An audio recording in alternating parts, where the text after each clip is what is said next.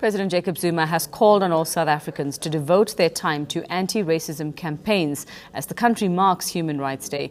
This year's theme is South Africa United Against Racism. This was declared by the president in light of recent racist incidents that had surfaced on social media. Zuma says the nation needs to be reminded to continue working together to consolidate democracy. The 21st of March was declared Human Rights Day to remember the 1960 Sharpeville Massacre. More than 69 people were killed in the Gauteng township on that day, and many others across the country. They were part of protests against the pass laws, which restricted the movement of black people by forcing them to carry a passbook. Well, our reporter Zikhona Tshona is in Sharpeville for the commemorations this morning. Zikhona, a very good morning to you. We understand that commemorations and events have already in full swing there in Sharpeville this morning. Yes, indeed, Yuveka. We've just had the laying of the wreath at the cemetery where the 69 people who lost their lives on the 21st of March in 1960 had been laid to rest. The PAC reminding the people that came out here today that this was a PAC initiative back in the day, and this will remain a day that the PAC will commemorate each year in honor of the lives that were lost on that day.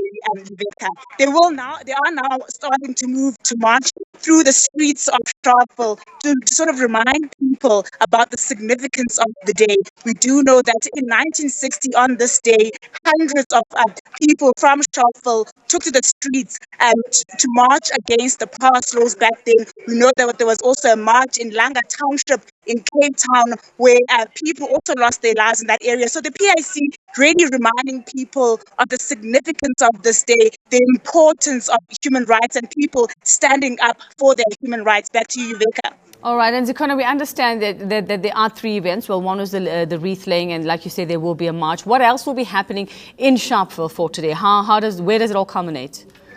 At the end of the march, the PAC leadership will address the people. They will also be meeting with leaders of Azapo, rather. We've also seen church leaders here arriving this morning. There was a little prayer that was said earlier to pray and to also to remind people of the significance of this day.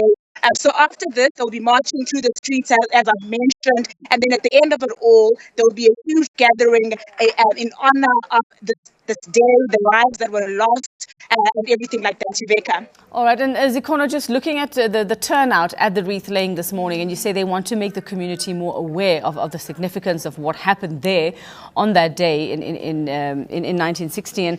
And does the community, has there been any sort of comment? Have they said anything? Because I'm just looking at one article. It's on the front page of the New Age this morning, saying the commemoration has been marred, that the community and the families of those who were killed on that day say that they've been forgotten by government. Have you witnessed any sentiment like that being expressed there this morning?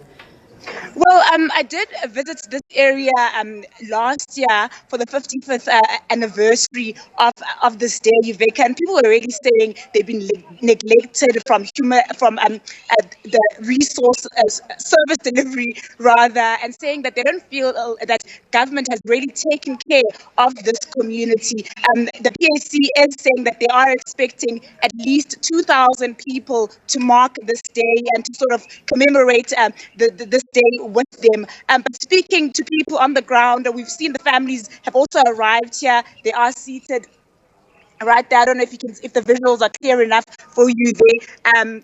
But people are really saying there isn't much to celebrate, but they will commemorate the day because they appreciate the sacrifices that were made on this day. They appreciate the fact that people stood up against something that they believed in so much. All right, thanks very much. And she'll be keeping an eye on events in Sharpeville throughout the day. That's Zikhona Tshona.